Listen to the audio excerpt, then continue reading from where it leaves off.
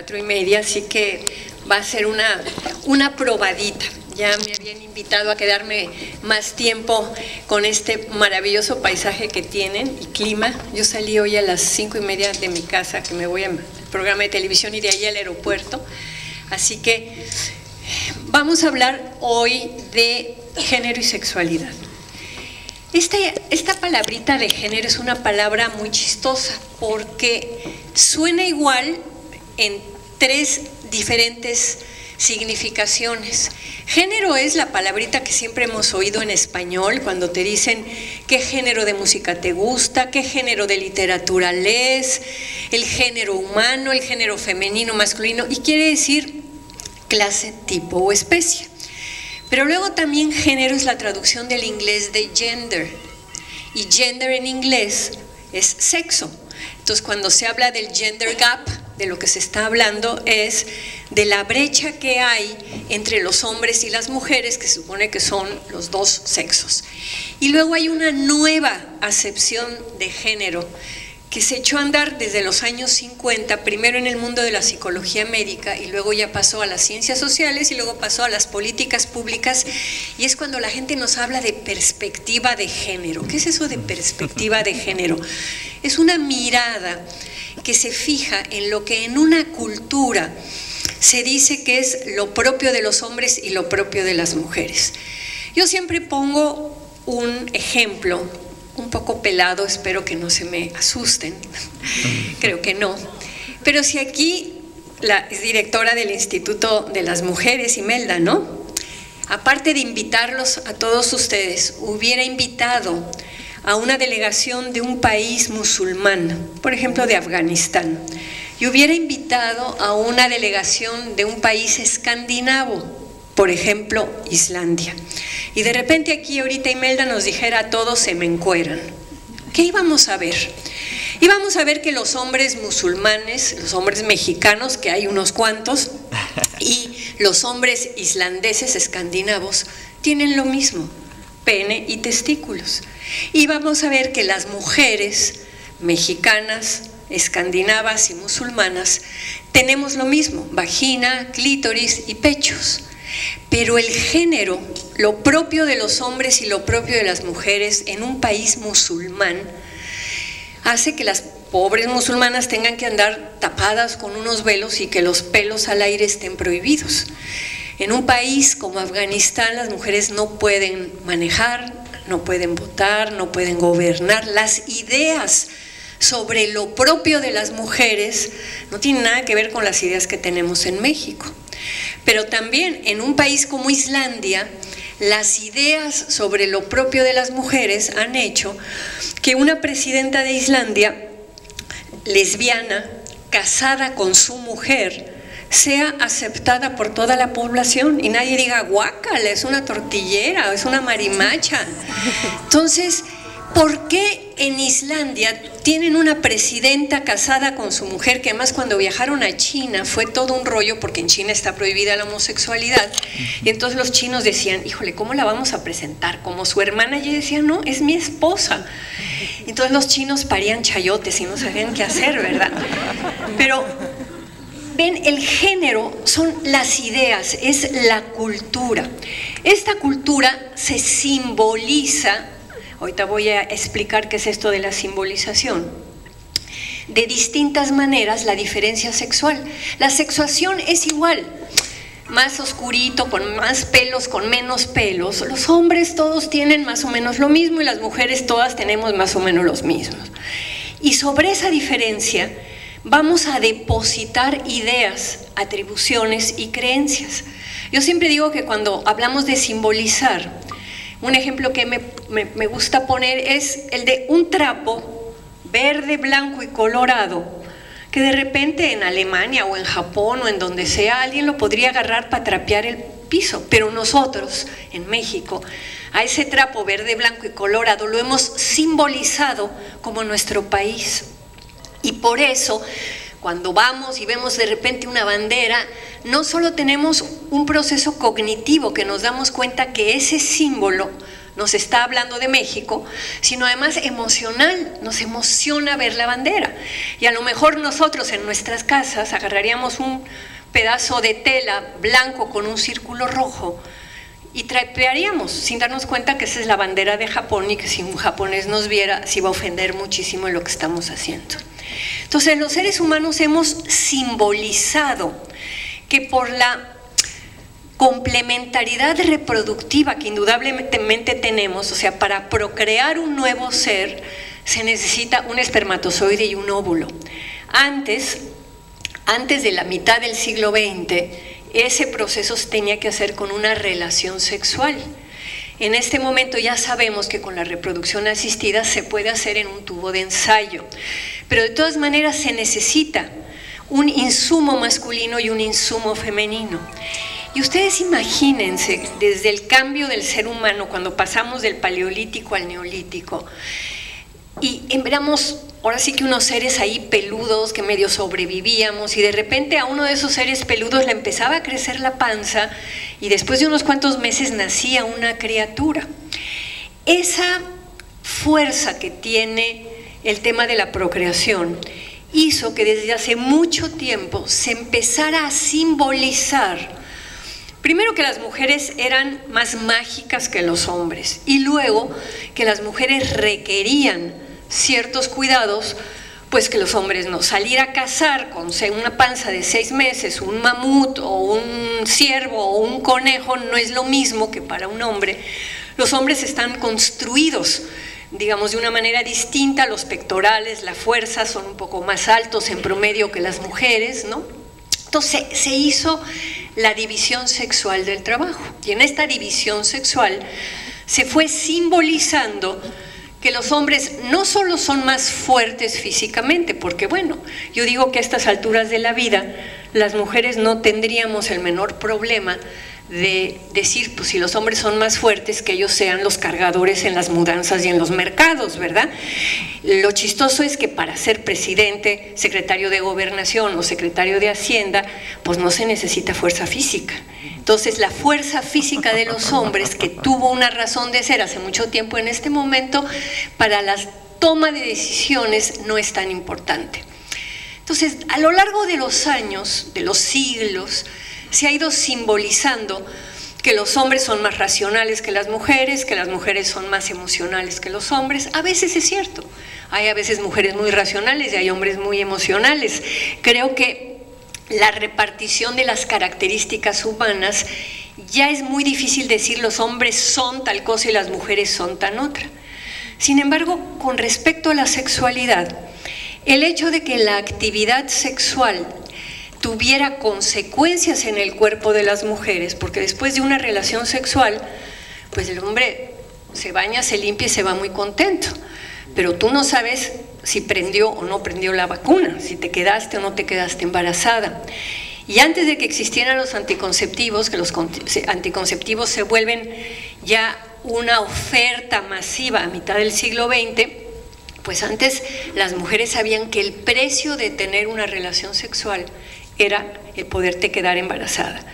Y eso limitó durante mucho tiempo la sexualidad de las mujeres y también durante mucho tiempo hizo que se tuviera como que pedir el sellito de garantía, no fuera a ser que esa mujer ya venía en su interior trayendo un producto, no del marido con el que se iba a casar, sino de otro señor, y hubo toda una serie de reglamentaciones en torno a la sexualidad.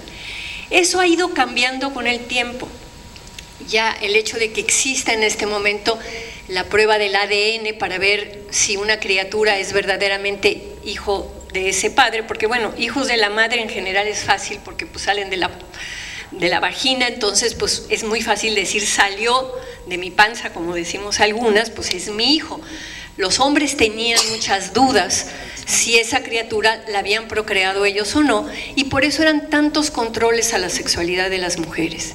El problema fue que con el tiempo esos controles y esas ideas se nos fueron metiendo en nuestras cabezas y entre nosotros mismos empezamos a repetir lo que hoy se llama una doble moral, una moral distinta para los hombres que para las mujeres. ¿Qué dice la moral de los hombres? A los hombres nadie les pide que lleguen quintos al matrimonio. Híjole, se verían ridículos vestiditos de blanco y diciendo, ay, yo nunca he tenido relaciones sexuales. A las mujeres todavía se sigue esperando que una muchacha decente llegue virgen al matrimonio. Eso es una doble moral. ¿Por qué se califica la sexualidad de las mujeres de una manera distinta que la sexualidad de los hombres?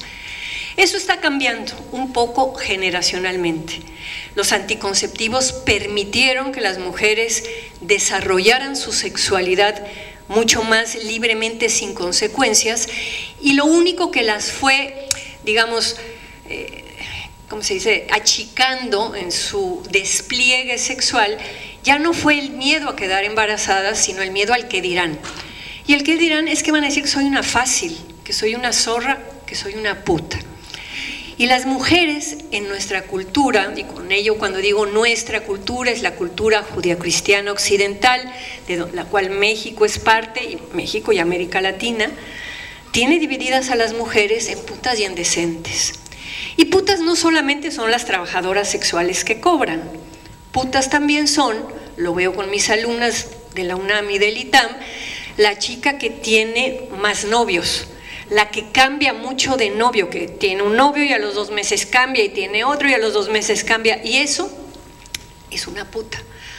Hay otras que a lo mejor hacen lo mismo pero que no lo dicen o no lo muestran o son más hipócritas, pero esta división de las mujeres en decentes y putas tiene que ver con la doble moral y tiene que ver con esta simbolización que se fue haciendo desde hace mucho tiempo, que la sexualidad de la mujer solo es decente y buena dentro del matrimonio, dentro de una relación amorosa y con el fin de tener una criatura. La mujer que tiene relaciones sexuales sin el fin de tener una criatura, ay, porque quiere coger, quiere gozar, le quiere dar vuelo a la hilacha. Cosa que, bueno, los hombres también le quieren dar vuelo a la hilacha. Y estamos en un momento histórico en donde hemos pasado de pensar que el sexo solo es para la procreación a entender que el sexo puede ser para el placer y para la recreación. Entonces, hay todo un trabajo que hay que hacer, un trabajo de educación, un trabajo de ir desmontando estas ideas y entender que si bien hace unos años sí la conducta de las mujeres tenía que estar encerrada y reglamentada por esta consecuencia inesperada, ¿verdad?, pues hoy en día, con la información y con el acceso a los métodos anticonceptivos, no debería de ser así. Sin embargo, nuestro país es el país con el número más alto de adolescentes embarazadas. Y eso es porque todavía en las escuelas secundarias no se habla abiertamente de que el ser humano desde que nace, y esto lo contó muy divertido Freud hace muchos siglos, ya 2 siglos, Freud, del 19 al 21, el ser humano nace con una cosa que se llama libido, que es una fuerza que lo que tiene es que te erotiza y tienes ganas de que te apapachen, tienes ganas de que te fajen, y esa libido que hay que encauzarla solo tiene, digamos, 2 posibilidades: o la encauzas en un cuerpo, hacia un cuerpo de hombre, o la encauzas hacia un cuerpo de mujer. Y aquí viene el segundo gran cambio en la simbolización de la sexualidad que tenemos hoy en el siglo XXI.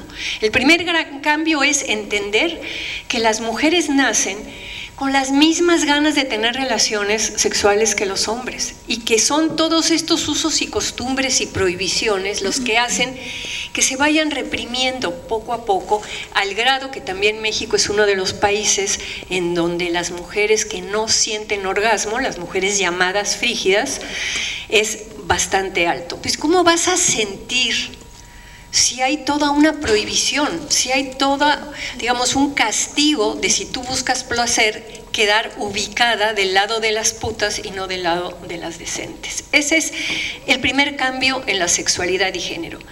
El segundo cambio, que es muy impresionante, es el cambio que hay con respecto a la homosexualidad. Yo creo que ustedes saben que la Suprema Corte de Justicia en México, en junio del año pasado, reglamentó que el matrimonio no solo es la el acto que se realiza entre un hombre y una mujer, sino que puede ser entre dos hombres y dos mujeres. Esta resolución de la Suprema Corte, que a la semana en Estados Unidos hubo una resolución similar, pero la diferencia es que en Estados Unidos el matrimonio es una cuestión administrativa, y con que la Suprema Corte diga que el matrimonio ahora puede ser entre hombres y hombres y mujeres, pues ya en todos los estados eso se aterrizó. En nuestro país el matrimonio depende de las leyes civiles, te tiene que casar un juez, y por lo tanto la resolución de la Suprema Corte solo funciona si tú aquí en Los Cabos o en Guanajuato o en Yucatán o en donde sea vas a casarte dos hombres o dos mujeres y el del registro civil te dice pues que aquí no hay ese matrimonio, tú pones un amparo y con ese amparo el juez tiene que aceptar la resolución de la Suprema Corte. Pero lo que hace la Suprema Corte al decir que se vale el matrimonio entre un hombre y una mujer y una mujer es legitimar simbólicamente el tema de la homosexualidad. Y ese tema de la homosexualidad lleva un rato los grupos gays y los grupos LGBTI, ¿no?, luchando para que se reconozca algo que en los años 70 la Comisión de Derechos Humanos de Europa resolvió. Y resolvió una cosa que yo necesitaría, bueno, aquí con este micrófono voy a hacer un gesto obsceno, perdón Imelda. Si esto fuera un pene y esto fuera una vagina, en automático esto no es ético, porque puede ser un violador hombre que está violando a una mujer. Entonces la Corte de Derechos Humanos en Europa va a hacer una resolución que va a cambiar las leyes con respecto a la homosexualidad en toda Europa. Y la Corte va a decir que no es el uso de los órganos y de los orificios del cuerpo lo que hace que una relación sea ética, sino la relación de respeto y de consentimiento mutuo de las personas que tienen esos órganos y esos orificios. Entonces, si dos penes quieren estar juntos, si dos vaginas quieren estar juntas, son mayores de edad y lo deciden libremente, eso es ético. Esta resolución de la Suprema Corte, de la Corte de Derechos Humanos de Europa, desde 1979 a 1999, durante 20 años, el Parlamento Europeo y la Corte, yo traía un PowerPoint, ese a lo mejor sí podríamos poner aquí está porque lo traía yo con todas las resoluciones y eso, porque luego cuando yo hablo de estas cosas me ven con cara de, nos está echando rollo, pero eso van a ver, trae, el Parlamento dijo esto y la Corte dijo tal y es el número no sé qué de la resolución y la vamos a ir poniendo ahorita rápido. Lo interesante es que para que la Corte de Derechos Humanos llegara a esa decisión, hubo casi 20 años de batallas de los propios homosexuales y las propias lesbianas que luchaban. Ay, a ver, estaba por ahí Pati que tenía... Pati, ¿me darías el cosito negro? Métete ahí en mi bolsa y lo buscas, para irlo moviendo desde aquí y enseñarles. Porque fíjense, por ahí finales de los años 60 empezaron una serie de litigios muy interesantes en donde, por ejemplo, uno que fue muy famoso, un abogado en Estados Unidos, muy rico, de Wall Street, un muchacho joven, va a rentar un departamento un día. Gracias, hay que poner.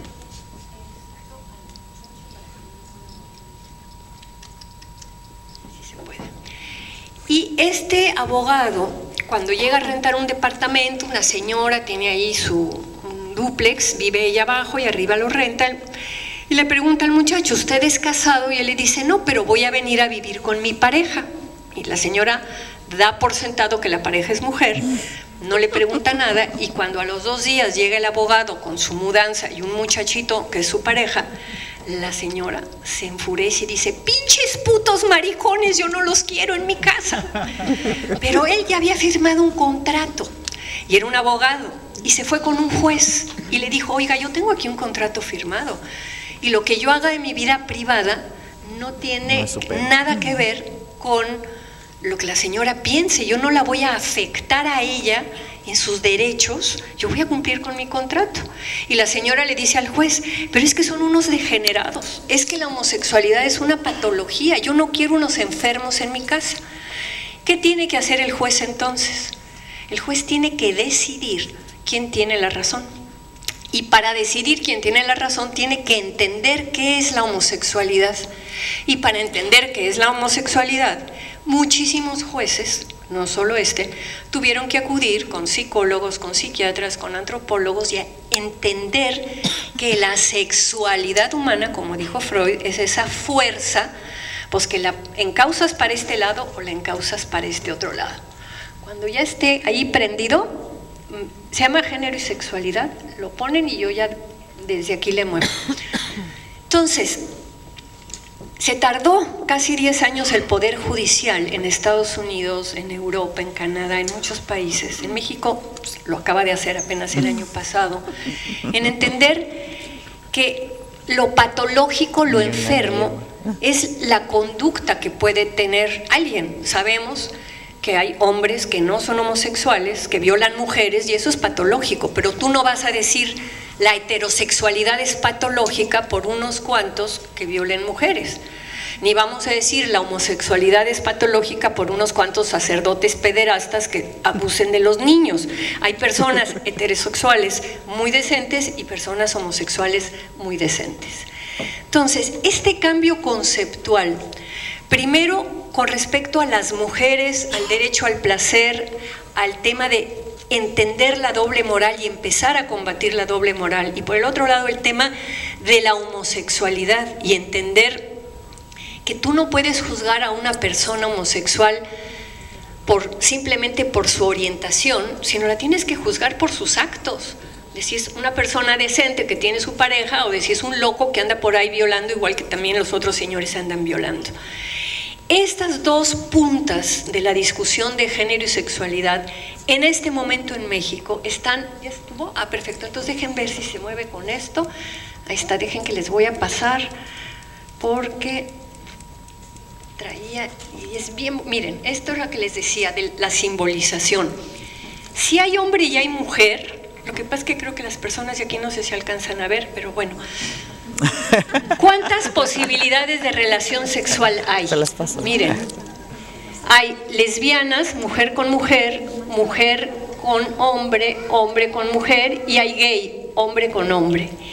Y el género, las ideas sobre lo propio de los hombres y lo propio de las mujeres, lo que hacen es que consideraban, por la cuestión de la procreación, que la relación natural era esta, y descartaban estas relaciones como antinaturales. Si tú entiendes que la relación sexual no solo es para procrear, sino que también es para expresar sentimientos, para estar amoroso, por deseo erótico, entonces se abre eso. Y aquí venía, miren, esta es, nada más que me voy a acercar porque no veo desde tan lejos, para decirles. En 1979, el Consejo de Europa, que es como el brazo gobernante de la Unión Europea, propone que se modifique el artículo 14 de la Convención Europea de los Derechos Humanos para otorgar protección moral y jurídica a todas las personas gays y lesbianas y suprimir la discriminación laboral y garantizar el goce a los derechos y beneficios. Eso se propone para la Unión Europea. Y ya en 1983 va a ser el Consejo de Europa y también la Asamblea Parlamentaria, el Parlamento Europeo, que es la recomendación 934. En 1984, el Parlamento Europeo vota ya una resolución concerniente a las discriminaciones por orientación sexual en el espacio laboral. En 1986, cada país europeo tiene que abolir de su legislación las normas discriminatorias hacia personas homosexuales e instaurar leyes antidiscriminatorias. Y en 1986 el Parlamento Europeo va a exigir el principio de igualdad en condición, que la igualdad ciudadana incluya a la orientación sexual. En 88, ya 10 años después, Todo país que firme la Convención Europea de los Derechos Humanos tiene que proceder a despenalizar la homosexualidad. En 93 el Parlamento Europeo aprueba una resolución sobre la igualdad de derechos de lesbianas y gays. Invita además a los Estados miembros, que eran 15 en ese momento, a establecer los mismos límites de edad para relaciones homosexuales y a alentar el sostenimiento económico de las asociaciones de lesbianas y gays. En 1997, el Tratado de Ámsterdam dice que la discriminación por orientación sexual debe ser abolida y en 99, 20 años después, los 15 países de la Unión Europea ratifican ese tratado. 20 años se tardaron, luego la influencia de lo que pasó en Europa y las discusiones de los jueces, porque fue una discusión de los jueces. En México es la Suprema Corte de Justicia. Ahorita les voy a decir, no me lo quites, no me lo quites. A ver, ¿quién sabe por qué se fue? Porque les iba a enseñar lo de cuál era la resolución para México. Pero no lo puede cerrar, tiene que dar la... Pero ustedes se dan cuenta durante cuánto tiempo, y todavía hoy en México en muchísimos lugares, linchan a las personas homosexuales, las corren del trabajo, les hacen barbaridades y media, porque lo que nos cuesta más trabajo cambiar a los seres humanos son las creencias como las que tienen los países musulmanes y las que tienen los países escandinavos, o sea, los mandatos de género, lo que dicen, esto es lo propio de los hombres, esto es lo propio de las mujeres. Y te dicen, esto es lo propio, entonces, claro, la tradición había dicho, pues que el hombre se enamora de la mujer, se casa con ella, la mujer se enamora del hombre, y simbólicamente venimos de una cultura en donde la figura de Adán y Eva es una figura simbólica y es un hombre con una mujer. Hoy ya sabemos, y ya lo aceptó el Vaticano, que no venimos de Adán y Eva, que eso es un mito, que venimos de los changos, como decía Darwin, ¿verdad? Que fue un proceso de evolución. Bueno, el Vaticano lo aceptó en 1994, pero acabó aceptándolo. Pero la fuerza de lo simbólico, yo tengo alumnos en el ITAM y en la UNAM, y cuando les pregunto, ¿de dónde vienen los seres humanos? Varios me dicen de Adán y Eva. Yo les digo, niños, en la secundaria no estudiaron a Darwin, venimos de los changos, es un proceso de evolución. Entonces, el conocimiento es fundamental. El conocimiento y la educación es lo único que nos va a ayudar a cambiar las maneras de relacionarnos entre nosotros. Cuando en las escuelas, cuando en los trabajos, las personas que dictan las reglas entiendan que una persona lesbiana, una persona gay no va a venir a contaminar a los demás, que la estructuración del deseo no es un rollo voluntario. A mí muchos amigos gays y lesbianas me decían, no es que yo quiera ser gay, es que me gustan los hombres, me erotizo con los hombres o me erotizo con las mujeres. Nosotros no decidimos con quién nos erotizamos. Yo no sé cómo les ha pasado a ustedes, pero yo tenía 2 novios y uno era el muchacho más serio, más formal, más maravilloso. Mis papás morían de emoción que yo me casara con él y nomás no había química. Y el otro era un vago, no tenía trabajo, era un desmadre. Mis papás odiaban al muchacho y ese era el que me erotizaba. Ya saben cómo me fue, acabé divorciada, pero bueno, la erotización funciona. Hay gente que te calienta, que te gusta, y hay otros que pueden que sean el mejor partido del mundo y nomás no te mueven nada. Eso tiene que ver con un proceso que se va estructurando de manera inconsciente desde que somos niños. Está muy educado, muy investigado. Entonces las personas podemos, ya me pusieron mi rollito, ¿verdad? A ver, entonces dejen que les diga lo de México. A ver, aquí está. Fue el 19 de junio del 2015 que la Suprema Corte hizo lo mismo. Y entonces, el problema de la fuerza que tienen las creencias y los usos y costumbres para producir discriminación, dolor y linchamiento, si no cobramos conciencia de eso, vamos a seguir repitiendo esta separación entre las mujeres decentes y las mujeres putas, entre las personas sanas y normales y esos degenerados que son los demás. Hay todo un momento en digamos, en México y en una serie de países de la región, de empezar a revisar ¿De dónde salen estas creencias? Y yo lo voy a decir, sé que hay personas que no les va a gustar, pero como antropóloga tengo que hacer un análisis de uno de los mitos más importantes. Y uno de los mitos más importantes es la Virgen. ¿Y la Virgen qué es? Es una mujer que tuvo un hijo sin tener relaciones sexuales. Piensen cuál es el mensaje que le llega a las mujeres. O sea, la maternidad se vuelve el lugar por excelencia de sublimación, de que te convierte en mujer. Pero bueno, para llegar a ser madre, todos los seres humanos tenemos que tener o una relación sexual o algunos ahora, por lo menos, un evento de reproducción asistida. Pero tiene que haber un proceso biológico y tiene que haber una relación también con un hombre o por lo menos con un espermatozoide. El mito cultural, porque nuestra cultura es una cultura que está muy entretejida con el catolicismo. Y eso tiene cosas muy buenas y eso tiene cosas no tan buenas, porque para ciertos temas, como los temas de los derechos sexuales y reproductivos, pues la Iglesia va un tanto rezagada a lo que es la información científica. Y eso hace que el 85% de las mujeres mexicanas que se declaran católicas usen anticonceptivos, con todo y que la Iglesia no acepta el uso de anticonceptivos. Entonces, yo creo que hay que entender que una cosa es la religión, que tiene que ver con el sentimiento de fe y con el vínculo que cada quien tiene con la divinidad, con Dios, como lo llamen, y otra cosa es una iglesia, que es una institución que está, digamos, funcionando a partir de seres humanos, y hay seres humanos más progresistas, como los jesuitas, como acabamos de ver con el Papa Francisco, y hay otros que son más conservadores, hay de todo.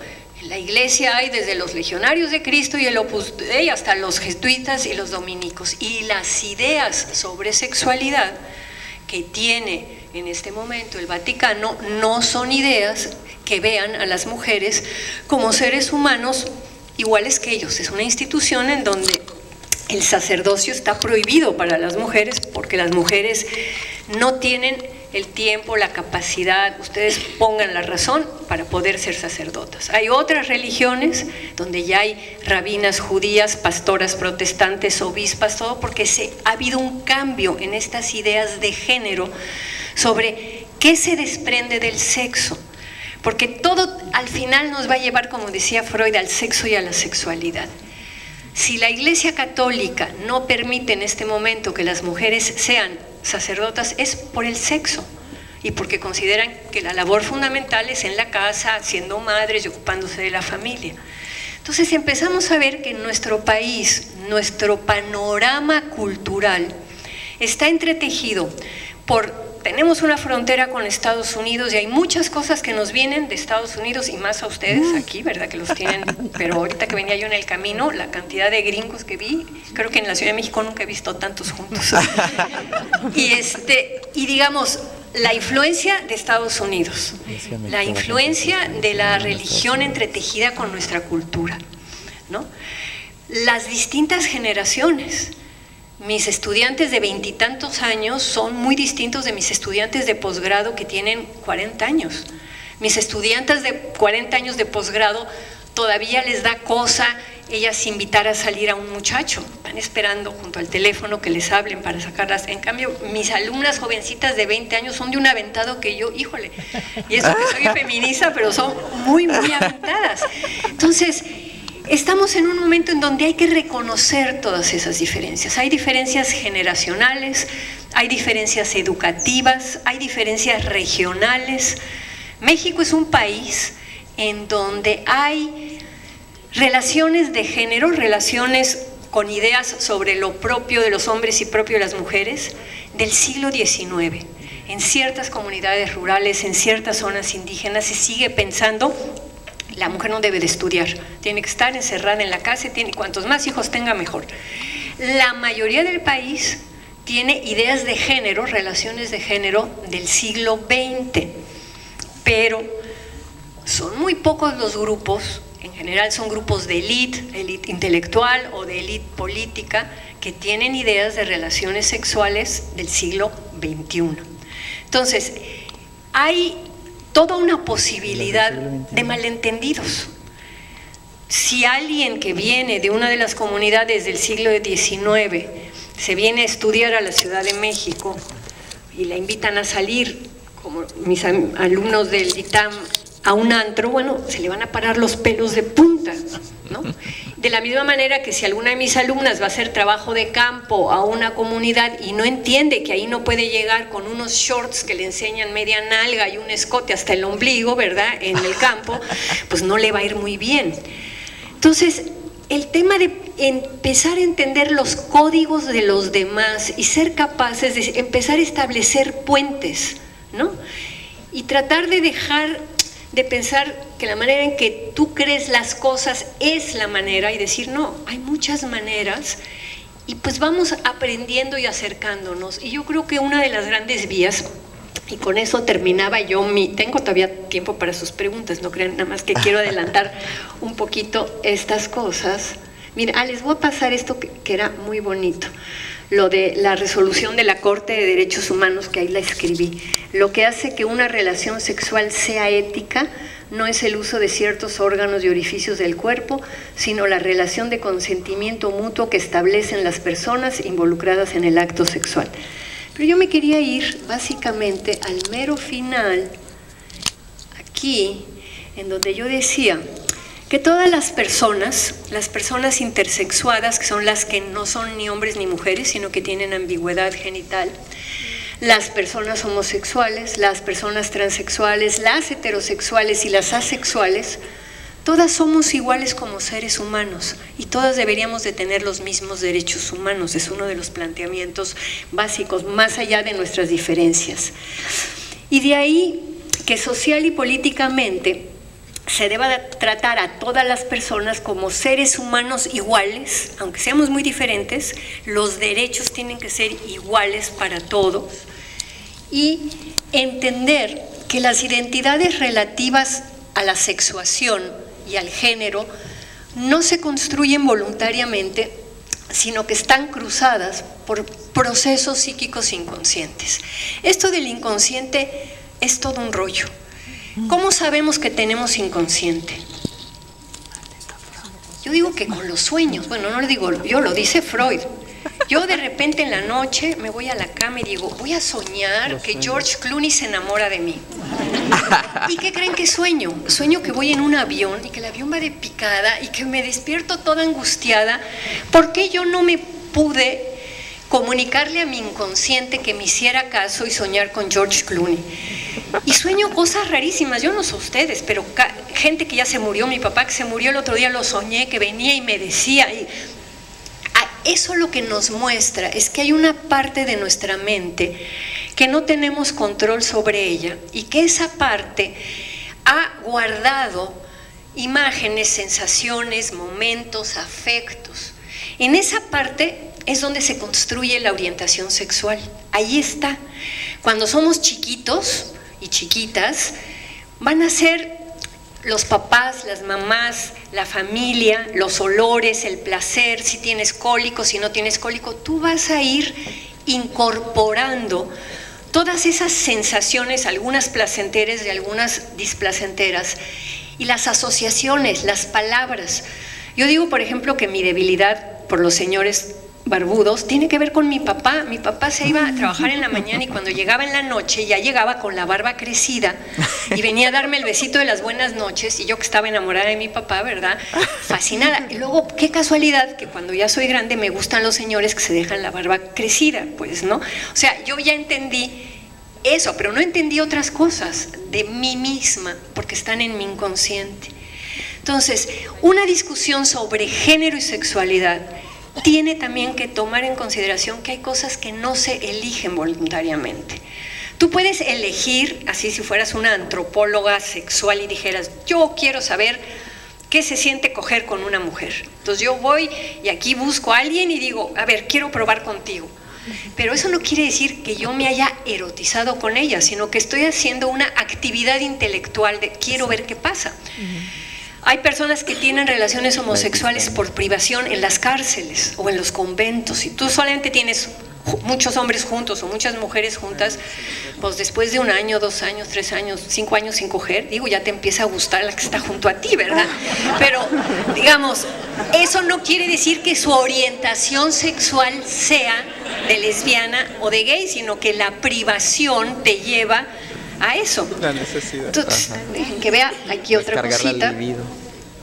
Entonces, este es un sociólogo inglés, Appiah, que dice que hablar de la racionalidad de las identidades es como hablar del tamaño de los colores, un error de categoría. Nadie podría decir que el amarillo es más grande que el azul o más chico que el verde, a menos que estuviéramos hablando de los partidos políticos, y no estoy hablando de partidos políticos, estoy hablando de colores. No podemos decir que los colores tienen tamaños, los colores son otra cosa, por eso es un error de categoría. Las identidades, también no puede haber identidades racionales, cada uno de nosotros ha hecho una traducción de su mundo, de sus deseos, de sus circunstancias, de una manera única. Y no es más racional la manera de Imelda que la mía, o que la de Pati, o que la de quién sabe quién. Cada quien es único. Entonces, hay que reconocer esa unicidad de las identidades, al mismo tiempo que reconocer que la condición humana hace que, por muy distintas que sean las identidades, los derechos humanos son de todos, ¿no? Entonces, esa era una de las cosas que les quería recordar. Y luego, cada ser humano debe asumir un determinado género, esto de lo propio de ser macho o hembra, pero como el proceso de identificación no es totalmente racional, sino que está marcado por cuestiones inconscientes, hay ocasiones en que se asume un género distinto al que correspondería al sexo. ¿Qué quiere decir eso? Que tú puedes nacer con cromosomas X que te van a dar un cuerpo de hembra, o con cromosomas XY te van a dar un cuerpo de macho. Pero en tu proceso psíquico va a haber machos biológicos que se sienten mujeres, son los transexuales, y va a haber hembras biológicas que se sienten hombres. No sé si ya llegó aquí la película de La chica danesa, que la están pasando en la Ciudad de México, pero ahí habría un caso de alguien que era un macho biológico y se sentía mujer. Entonces, otra de las cosas que aprendemos con esto del género es que una cosa es la sexuación, la biología, y otras son estas ideas que tienen que ver con la identidad y que tú te vas a ir identificando con lo femenino o con lo masculino. Y la mayoría de las personas lo hacemos en correspondencia con nuestra biología, pero hay un sector que no. Y cada vez, porque están cambiando las reglas y las valoraciones, cada vez hay más personas que se sienten capaces de decir: soy un hombre atrapado en cuerpo de mujer o soy una mujer atrapada en cuerpo de hombre. Entonces, para ir dejando un tiempito para sus preguntas, porque más, como ven que soy muy rollera, yo las preguntas que me hacen, las contesto larguísimamente. ¿Qué les quiero decir con género y sexualidad? Hay una nueva valoración de la sexualidad. La sexualidad es algo positivo, para las personas religiosas es algo que Dios les dio. Mi amiga María Consuelo Mejía, de Católicas, la oí una vez dar un discurso y se me quedó grabado, que dijo: las mujeres, si Dios nos dio un órgano exclusivamente para el placer como el clítoris, porque el pene de los hombres les sirve para el placer, pero también les sirve para orinar y les sirve para fecundar. El clítoris solo sirve para tener orgasmos. Si Dios te da un órgano para tener orgasmos, ¿qué quiere decir eso? Pues que quiere que lo uses, ¿no? Entonces, claro. Eso dice mi amiga católica, que yo quiero y respeto mucho. Entonces, algo que nos da la naturaleza, Dios, cada quien con sus creencias, ¿por qué en las mujeres que lo usan viene el estigma de putas, aunque no cobren? Y en los hombres no, al contrario, cada relación sexual que tienen se cuelgan una medallita de que miren qué chingón y qué macho soy. Preguntarse sobre eso, reflexionar sobre eso y hablar sobre eso. El tema de, por nuestra historia, se había pensado que la homosexualidad era una enfermedad, una patología, un horror. ¿Por qué desde 1999 en Europa y posteriormente en otros países ya se acepta el matrimonio entre personas del mismo sexo. Eso es algo que también tenemos que pensar. No es porque de repente todos los jueces de la Suprema Corte amanecieron maricones y las ministras lesbianas.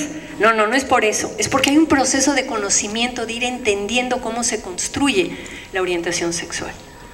Y finalmente estamos viendo que en este momento empieza a surgir historias de seres humanos que lucharon contra esa sensación de que soy un hombre atrapado en un cuerpo de mujer o soy una mujer atrapada en un cuerpo de hombre. Y a esas personas hay que darles los mismos derechos que tenemos nosotros y entender que van a hacer sus conductas, a ver si son personas decentes o personas mala onda. Yo digo que la mayoría de los políticos de todos los partidos que tenemos no son transexuales y son muy mala onda. Entonces no es la transexualidad en sí la mala onda, sino la conducta corrupta o mala de las personas. Entonces eso era lo que yo les quería venir a decir sobre género y sexualidad. Me da mucha pena que mi avión salió 1 hora y cuarto más tarde, que llegué así como en chinga con ustedes. Imelda me había pedido que tuviéramos un tiempo para preguntas, entonces me gustaría... ¿Tenemos otro micrófono para que el público pueda escuchar las preguntas de los demás? Porque así tenemos media hora para seguir cotorreando sobre todas esas cosas. Si quieren me pueden preguntar de mi vida sexual a mis 68 años. A ver si alguien quiere. Les voy a contar que hay una cosa que se llama el urofilia y que es el amor apasionado por los gatos. A ver, aquí hay, con este mismo, aquí hay uno. No, ya lo dieron ahí. Ah, sí, aquí hay otro, perdón. A ver. Marta, soy Eddie Villaseñor, ¿sí? Soy coordinadora de la región noroccidente de la FEMES, de la Federación Mexicana de Educación Sexual y Sexología. Me toca a mí en esta área del país tratar de organizar congresos de sexología, educación sexual y traer a todos los compañeros del centro del país. Como chilanga venida a vivir acá, siento así un deber muy grande, una pasión como la que decían hace rato las compañeras, porque la gente tenga el acceso que yo tuve en la UNAM a conferencias tuyas de Marcela Lagarde, de Mabel Burín, de Graciela Morgade, de N cantidad de personas y personajes que han ido transformando al mundo. Entonces, ¿tú cómo ves, qué crees que se debe hacer, por ejemplo, en un lugar como este, donde hay una sola estación de radio, hay nada más unos cuantos programas? Aquí tenemos a una de las comunicadoras que tiene lunes de 10 a 11, platicando con Heidi, el experto opina, ¿no? Entonces, que es el único día de la semana que cuando ella nos concede el honor de invitarnos a algunas personas, Georgina, Nena, que estamos aquí, la gente de aquí puede oír un poquito de lo que tú estás diciendo aquí ahora. Y que así la gente nos lo agradece en la calle. A mí me reconocen por la voz de tenor, ¿no? Hace rato me saludó alguien y me dice, la oí hablar, y dije, la oí en el radio, no le conocía la cara, ¿no? Entonces, pero se están violando los derechos humanos, el derecho a la información, a la educación sexual de los pobladores, menos de 1 millón de habitantes que vivimos en 14 horas de territorio en la Baja Sur, y la soledad que se siente de este lado del charco, que dice en el interior, a donde tú vives, donde yo nací, es casi que horrible, ¿no? Decir, chavos están viviendo engañados, comunidad de Los Cabos necesitan información, los embarazos adolescentes y todo, el derecho a decidir es un derecho. Pronto la Suprema Corte esperemos que haga lo mismo que por el derecho a decidir en relación al embarazo, y hay mucha dificultad. Entonces, ¿tú qué crees que se podría hacer, ¿no? desde este lugar, apoyados, ¿no?, en todo el movimiento, para que esta situación cambie? Sabemos que no, se supone un destino premium, con una sociedad y con un desarrollo social minimum, ¿no? Minimum, no premium. Mira, es una pregunta, digamos, muy difícil porque yo no estoy tan metida. Lo que te puedo decir es que mi experiencia es que los cambios culturales son muy lentos. Si pensamos que en 1936 fue la primera vez que las feministas plantearon la importancia de despenalizar el aborto y que nos tardamos 71 años en conseguirlo en la Ciudad de México, pues se ve difícil. Una de las estrategias que nos funcionó a nosotros, si no hay una demanda ciudadana y una participación ciudadana que esté pidiendo las cosas, pues evidentemente los grupos que están en posiciones altas no van a cambiar las cosas. Siempre es más fácil nadar de muertito que tener que enfrentarse a los poderes fácticos. Pero también creo que cada vez más, y es una sorpresa, encuentras personas progresistas y entonces hay que empezar a ser aliados.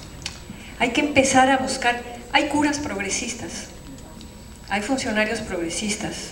Yo el sábado me invitaron unas activistas del PAN a dar una conferencia en el PAN. El PAN está abriéndose a escuchar una serie de cosas porque sus propias bases jóvenes las están empujando a eso, ¿no?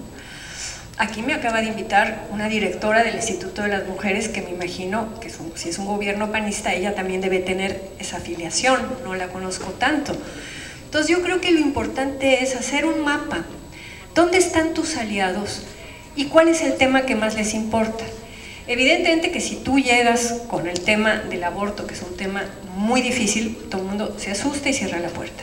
Pero con el tema del embarazo adolescente, decir, hay que prevenir los embarazos adolescentes y también hay que remediarlos. O sea, la Secretaría de Salud a nivel federal, y le toca también a esta Secretaría, ya ha aceptado la píldora del día después. Hay que hablar con las chicas y explicarles. Yo no conozco al secretario de Salud de acá, de Baja California, ni conozco al de Educación o al de Salud, a ver quién es, o el procurador.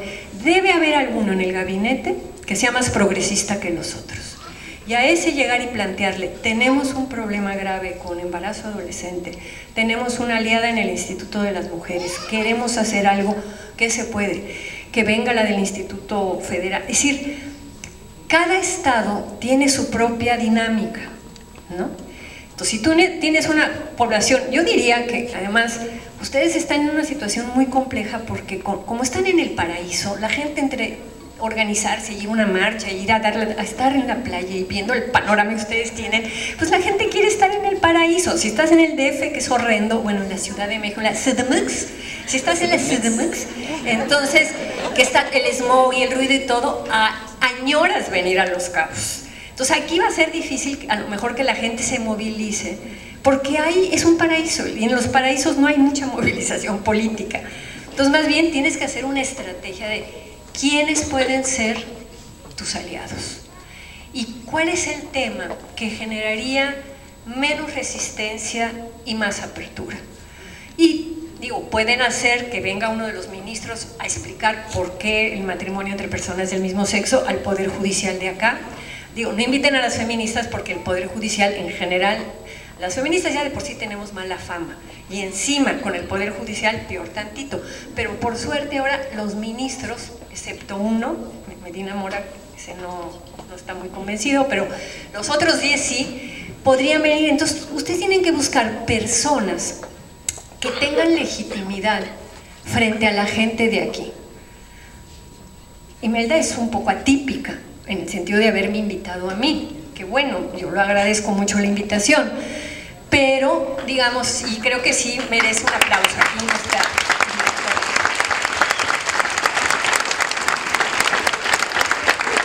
Pero a lo mejor se puede invitar, ahora que el doctor Narro está en la Secretaría de Salud y que es un tipo progresista en estos temas, hacerle una invitación con el secretario de Salud, a hablar. A Narro le importa mucho el tema de embarazo adolescente. Y la prevención es educación sexual y uso de anticonceptivos, y él quiere ahora que los centros del Seguro Social y del ISSSTE tengan servicios para adolescentes, que la chica de 15, 16 años, que es la edad que están empezando a tener relaciones sexuales, pueda llegar sola o con una amiga y no tener que decirle a la mamá o al papá que quiere usar anticonceptivos. Yo no le hubiera dicho a mi mamá, ¿verdad? Y puedo imaginar que muchas no le quieren decir a su mamá que van a tener una relación sexual. Hay muchísimo que hacer. La cosa es mapear muy bien el clima político, los aliados, el tema que es el tema importante, ¿no? Digo, a mí me da muchísimo gusto ver la cantidad de gente que está hoy aquí, ¿no? Y supongo que alguna se debe de haber sacado de onda con las cosas que yo digo. Digo, no soy monedita de oro para caerle bien a todo el mundo, hay gente que discrepa de lo que yo pienso, ¿no? Pero yo creo que hablar, ese rollo que es una lástima que Telmex se lo apropió de que hablando se entiende la gente, yo sí creo que hablando se entiende la gente. Y sí creo que hay cuestiones que rebasan las diferencias partidarias. Yo tengo amigos en el PRI, en el PAN, en el PRD, yo soy feminista independiente, mucho más cercana a la izquierda y al PRD, pero ahora que el PRD ya se volvió también un desastre, pues la verdad es que más bien sigo siendo amiga de todos. Y entonces, hay temas que yo sé que no puedo tratar con mis amigas del PAN o con mis amigas del PRI, pero hay temas que todas las mujeres podríamos tratar. Y el tema, por ejemplo, de cómo evitamos que niñas de 12, 13, 14, 15, 16, 17 se estén embarazando, cuando tendrían que estar estudiando, creo que es un tema que cruza todos los partidos y que nadie te va a poner un pero. Entonces, busquemos temas, hagamos espacios de debate público. Esto era un poco como cuando en la época antes de la revolución, los clubes liberales, que la gente se reunía para hablar, para discutir, para decir por dónde y cómo le hacemos. Tenemos que recuperar eso. Ya ven que soy rolludísima para contestar las preguntas, así que pónganse pilas, que venga la otra pregunta, porque en un ratito, allá atrás, a ver, ya tienes el micro, ah no, aquí estaba aquí adelante, luego vaya atrás, sí, aquí, dime. Buenas tardes, Marta, estoy bien emocionada por tu presencia. Dale las gracias a ella. Ya sé, sí, para mí, mis respetos, sí, para Imelda. Yo soy Georgina Hernández Beltrán, me considero feminista de nacimiento, creo, y por actuación también. Quiero decirte tantas cosas, preguntarte tantas cosas, hola. Pero traigo, hace rato hablabas tú del Papa Francisco, de su postura, ¿no? Como pues, sacerdote de más avanzada. Yo he escuchado también por ahí que él se ha mostrado más tolerante con los homosexuales, con las lesbianas, pero por otro lado también he leído que algunos grupos dicen, sí, ya dijo que no le hace que así sean, pero que él los perdona y los acepta. Entonces, ¿cuál es tu opinión con respecto a esta postura de él? Solamente, gracias. Mira, yo no soy creyente y entonces a mí no me gusta, sin ser creyente, criticar al líder de una religión, pero te voy a decir lo que dice mi amiga, que sí es creyente, de Católicas por el Derecho a Decidir.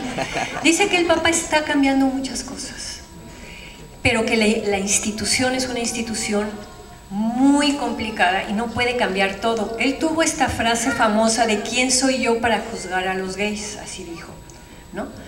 Entonces, evidentemente que ahora que estuvo en México no habló del tema del sacerdocio de las mujeres, no vio a los pero sí ha hecho otras cosas. Me decía ella que adentro del Vaticano el empezar a limpiar las cuentas, a ver lo del dinero, a parar la corrupción, a muchas cosas. Es más, ella tenía miedo que le pasara como a Juan XXIII, que de repente alguien lo desapareciera, porque sí es un papa progresista y ha hecho gestos simbólicos. El ponerse el nombre de Francisco, la pobreza, San Francisco de Asís, el no aceptar muchas de las cosas lujosas, ¿no?, que podría tener como papa. Ella está muy contenta, aunque también dice que habría que hacer un análisis, digamos, en términos simbólicos y en términos sociales. Y en términos simbólicos está haciendo cosas muy importantes. En temas sociales, pues tiene que mover a toda la institución y tiene a muchos de los obispos en contra, ¿no? Entonces yo te diría que más que mi opinión, que te digo, yo sí creo que los jesuitas son muy progresistas. Nosotras estuvimos trabajando con un jesuita que se llamaba Enrique Maza cuando fue el primer cambio de la legislación en el 2000 sobre aborto en el Distrito Federal, y la Suprema Corte tenía que decir si se aceptaba ese cambio o no, y quien nos acompañó con el ministro Aguirre y los ministros muy conservadores fue este jesuita. O sea, yo creo que además hay más curas y monjas progresistas en la base que en las posiciones altas. Por eso digo que ahí cuando hagan su mapeo de los aliados, de repente vas a encontrar que a lo mejor hay más que el obispo, que también por la posición de obispo está más rígido, que a lo mejor encuentras curas mucho más alivianados y buena onda, ¿no? Pero yo creo que sí, que hay que hacer una lectura de las dos cosas, de lo social y de lo simbólico, ¿no? Con respecto a la llegada. Allá atrás habían dicho, sí. ¿Dónde? ¿Acá? Ah, ya tiene el micrófono, sí. Luego era este chico o chica que levantaste la mano, para que te vean. A ver. Bueno, más que pregunta, quisiera hacer como la invitación a reflexionar un poco acerca de la cosificación del cuerpo de la mujer respecto pues a esto de género, sexualidad, lo público, lo privado, lo inconsciente. Sí, sí, digamos, la cosificación es con respecto al cuerpo de la mujer y también con respecto al hombre. O sea, estamos en un momento del capitalismo tardío en donde la mercantilización, en donde el individualismo, en donde el narcisismo, ¿no?, están haciendo cambios. Estamos en lo que los antropólogos llamamos una mutación antropológica. Tú ves desde hace 30 años para acá cómo el cuerpo se ha vuelto el signo de la identidad. Entonces, el signo de la identidad, los chavos que se tatúan, que se hacen piercing, cómo necesitan demostrar su diferencia con estas cosas. Pero también ves a las mujeres que se operan la nariz, que se ponen chichis, que todo es decir, el cuerpo se vuelve, ahora sí que el yo delante de la gente. Antes el yo tenía que ver con tu trabajo, lo que tú escribías, o cómo dabas clase, o cómo bailabas, o cómo cantabas. Y ahora es el cuerpo en sí. Entonces el cuerpo en sí, en un sistema capitalista y mercantil, se cosifica. Hay una cosificación, digamos, muy marcada con respecto a las mujeres, ¿no? Vas a vender un coche, pones una chava ahí en tanga o en bikini, o vas a vender una cerveza, Pero también lo que yo recupero de un discurso que hizo Rosario Castellanos, en donde decía, ok, los hombres han hecho muchos errores, la bronca es nosotras mujeres, ¿por qué lo seguimos repitiendo? Entonces ahí no me preocupa tanto que la cosificación mercantil la estén impulsando las compañías y el negocio, eso, sino como las propias mujeres están cayendo también en eso. Y hay toda una valoración de la juventud, yo que soy ya de la tercera edad, soy una viejita, ya ven mis canas, ¿no? Pero las mujeres estamos entrándole a eso. Yo tengo amigas de mi edad que se pintan el pelo y les digo, oigan, no, hay que reivindicar las canas, hay que ser las panteras grises o panteras blancas y reivindicar la edad. Y tengo amigas que se han hecho operaciones y se quitan la... Y es entrarle al juego. Entonces yo pienso, a estas alturas de mi vida, antes no pensaba así, pero era joven, ahora pienso que la crítica tiene que empezar por nosotras. Tú no puedes cambiar a los demás, te puedes cambiar tú. Y si tú te cambias y te mueves del lugar, pues la persona que tienes enfrente, si tú te cambias de lugar y quieres seguir a hablar contigo, se tiene que cambiar de lugar. Entonces, si a ti te interesa que los hombres nos dejen de cosificar, o las mujeres, si fuera el caso de que te gustaran las mujeres, lo primero es que tú no te cosifiques. Y las mujeres que nos pintamos, nos depilamos, nos hacemos, de alguna manera estamos haciéndole el juego. Entonces, o no te quejas, o si te quejas, lo dejas de hacer. Entonces, por eso yo no me echo cirugías estéticas, ni me pinto el pelo, ni nada, porque estoy en otro boleto y porque creo que con el cuerpo decimos muchas cosas. Ahora, también es cierto que como te ven, te tratan, y que hay reglas del juego en el mundo. Una funcionaria no puede andar vestida como ando yo en general, que ando así en blue jeans y eso. Tiene que ir arreglada. Yo lo veo con mis amigas funcionarias. No puede ir en las fachas en las que yo voy a dar clases, ¿no? Entonces hay que hacer de repente como unos promedios entre lo que te gustaría y lo que tienes que hacer a la fuerza, ¿no? Y en ese promedio ir tratando de ampliar los márgenes de libertad. Cuando las feministas de la segunda ola arrancamos en los años 70 en México, decíamos, si los hombres que son el primer sexo, las mujeres el segundo sexo, y los hombres son los que tienen el poder, y los hombres andan con zapatos que no tienen tacones, y andan con la cara lavada, y andan en pantalones, pues por algo ha de ser, porque es más cómodo, ¿verdad? Corres mejor si no traes taconzotes que si traes taconzotes, se te amuela menos la espalda. Pero el tema es que lo que hemos simbolizado como femenino son los tacones. Y si a mí me invita a salir un galán, yo me siento más femenina si me pongo un vestido y unos tacones que si ando en pantalones. ¿Cómo me cambio yo a mí misma si ya en mi inconsciente tengo una valoración de la feminidad? Entonces el problema es muy complicado, pero creo que no podemos quedarnos en solamente la crítica a los procesos de afuera, sino hacernos nosotros la crítica de hasta dónde estamos colaborando con eso. Ahora sí, allá atrás y luego aquí adelante, el chava de la camiseta verde, levanta la mano de nuevo. Él le levantó la mano hacia un chorrísimo. Y luego la de morado, ¿ok? A ver. Soy hombre. Ah, qué bueno. Es que yo de aquí para atrás nada más veía pelos largos, camiseta verde. Bueno. ¿Estás de acuerdo conmigo que la cultura en México ya se basa mucho en que piensan que la democracia en nuestro lindo país es como elegir entre dos platos de excremento? A ver, yo creo que estamos en un momento muy complicado y que hay que elegir el menor de los males. No los llamaría platos de excremento. Si tú vieras lo que son las sociedades verdaderamente autoritarias y dictatoriales, sí tenemos ciertos márgenes. Estoy aquí hablando de lo que se me pega la gana, invitada por una institución pública en un estado gobernado por un partido que supuestamente es conservador y al que yo le debo de generar ronchas. Y sin embargo, aquí estoy. Esto es democracia.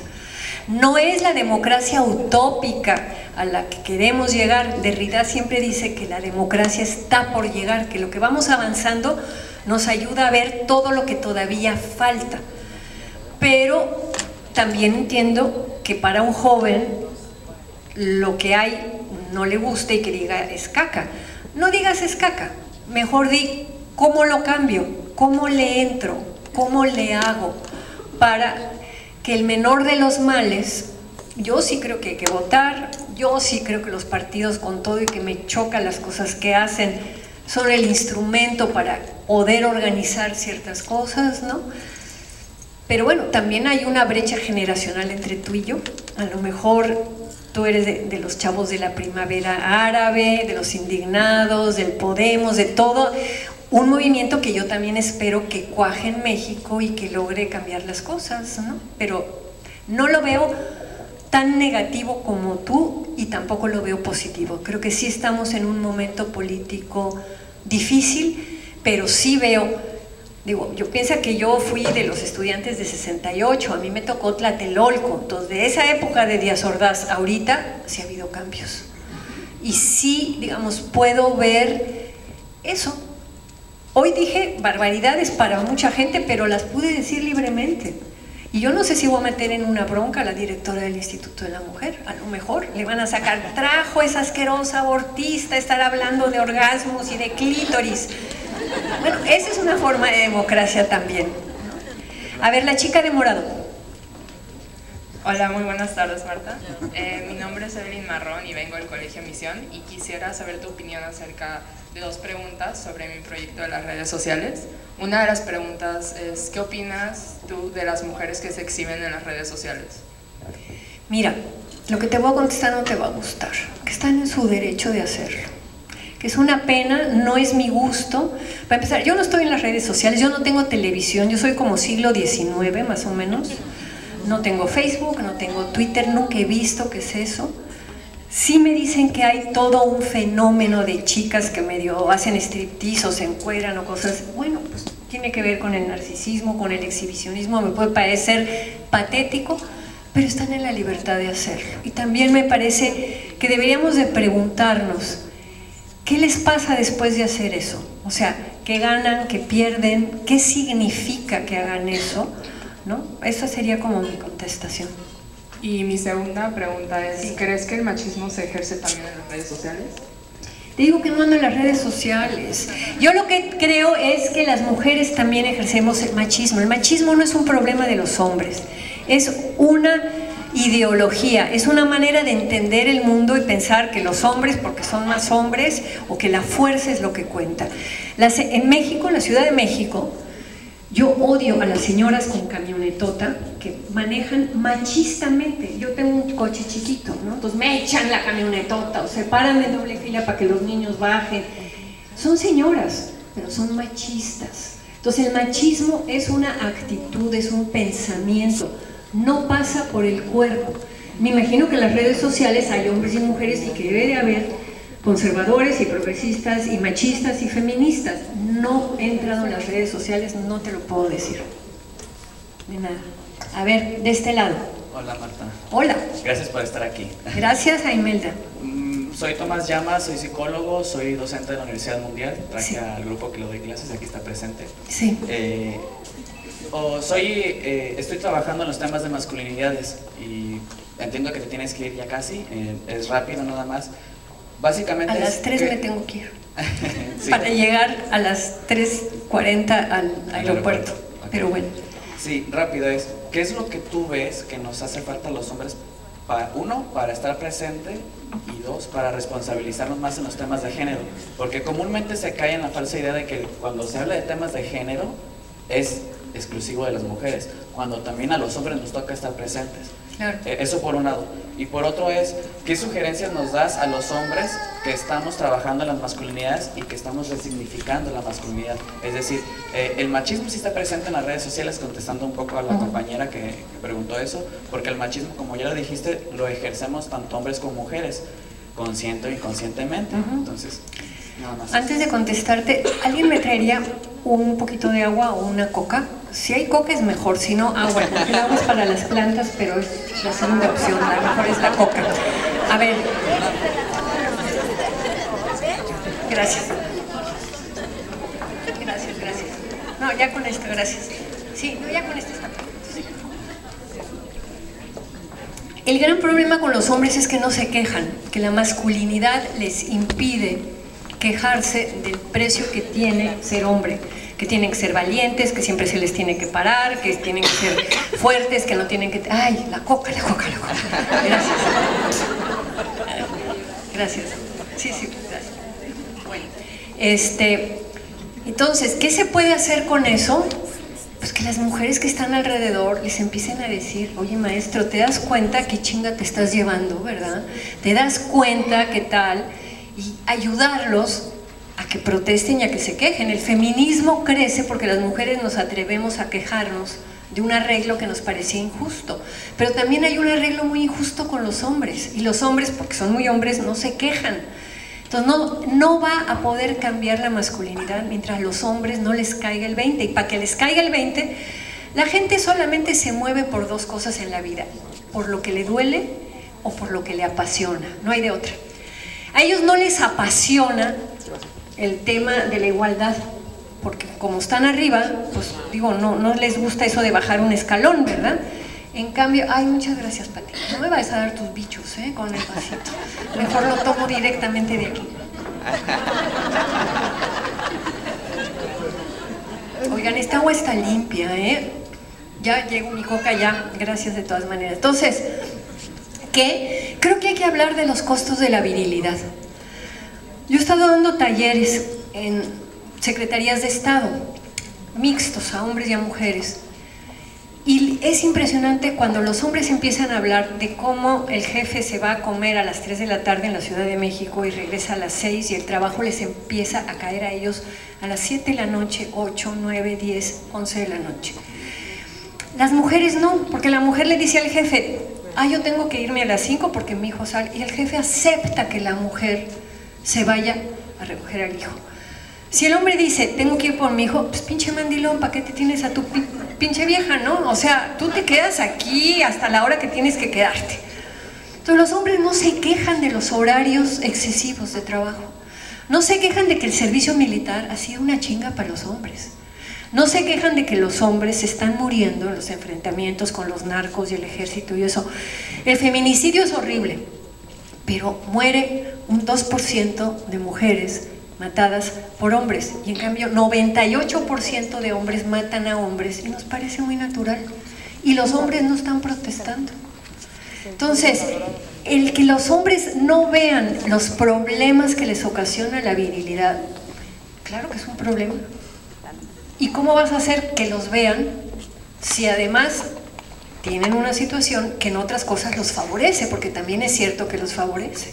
Entonces, las mujeres hemos luchado durante mucho tiempo para entrar al mundo público, para ser la primera gobernadora, la primera piloto de avión, la primera ingeniera de no sé qué. ¿Tú crees que los hombres van a luchar para ser el primer amo de casa, el primer cuidador de pañales, el primer no sé qué? No. O sea, la verdad es que es más divertido estar en el mundo público trabajando que estar en la casa ocupándose, pero tenemos que empezar a repartirlo más equitativamente.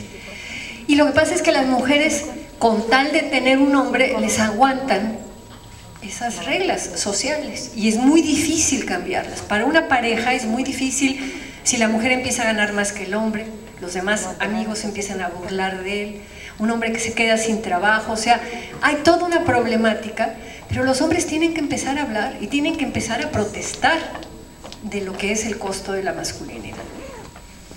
¿Alguien más? Allá atrás y aquí adelante.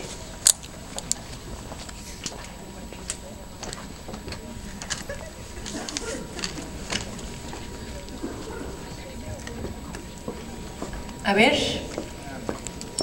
Hola. Sí. Soy Andrés Erasos del Colegio Misión. Y esta pregunta va un poco fuera del tema, pero me gustaría que nos dieras tu opinión. Trata sobre el alcoholismo y qué opinas sobre el alcoholismo en los jóvenes. A ver, yo creo que cualquier adicción es mala. La adicción al trabajo, la adicción a la religión, la adicción al alcohol, la adicción, o sea, a todo. Yo creo que la vida es para hacer muchas cosas y no la adicción a la televisión. O sea, ¿qué puede ser la televisión? Bueno, pues la televisión la ves en las mañanas, los noticieros, o ves una película, eso, pero que pases 20 horas al día viendo televisión es igual de mal que si estás en el tema de la adicción. Yo creo que una copa de vino, que un tequila, que un mezcal, que un algo, es muy rico acompañar la comida con algo. Eso no es alcoholismo. Ahora, tener que estar bebiendo para poder enfrentar tus problemas o para escaparte de tus problemas, claro que es un problema. Y también creo que hay cosas muy asociadas al machismo, ¿no? De los hombres que, a ver quién aguanta más, ¿no? Y cómo tienen asociados ciertos ritos sociales a tomar alcohol. Y cómo el alcohol desata muchas veces violencia y desata cosas feas. Entonces, digamos que todo con medida, como dice el anuncio. A mí el alcohol no me parece malo en sí, igual que el sexo no me parece malo en sí. Pero si yo me enterara que mi hijo se la pasa cogiendo 20 horas al día y está viendo nada más desesperado, diría, algo le pasa a ese chavo, ¿no? Digo, está muy bien, ¿no? 2, 3 veces a la semana, 4, o si eres joven todos los días y tienes con quién. Pero mañana, tarde y noche solo estar pensando en sexo es igual que mañana, tarde y noche solo estar tomando alcohol, o mañana, tarde y noche, ¿ves? Entonces es la proporción. Y sí, el alcoholismo tiene efectos secundarios en las personas que rodean a las personas alcohólicas. Ok, y aquí adelante. Sí, muchas gracias. Qué frescura intelectual y qué agradable escucharte. Qué bueno, gracias. Espero que no la corran a Imelda. ¿Qué opinas? No, y muchas gracias también, Imelda, por invitarte, sí, y todo el labor del instituto. ¿Qué opinas de la importancia de la obra de Simone de Beauvoir en el movimiento feminista, sobre todo su obra más importante que es el Fue Segundo fundamental. Sexo? Para las feministas de la segunda ola, fue nuestra ídola. De hecho, Patricia Mercado y yo fundamos en el año 1999 el Instituto Simone de Beauvoir en México. Es una figura muy importante, todo, su vida, sus novelas. Y ella tiene una entrevista preciosa que le hacen en televisión, en donde le preguntan un poco qué mensaje puede dar. Y ella lo que dice es que lo más importante es la realización de tu deseo, de que si tu deseo es ser maestra, ser enfermera, casarte, lo que sea, ¿no? Entonces habla muy bien de cómo las mujeres muchas veces se equivocan y en vez de seguir su deseo, siguen el deseo del papá, de la mamá, del medio, de la presión y eso. Y cómo ella se pudo sostener en una vida de desarrollo intelectual y tener una pareja muy importante, pero también sus amores, no sé, es un súper personaje. Bueno, oigan, ya llegó la hora final, que tengo que salir corriendo al aeropuerto.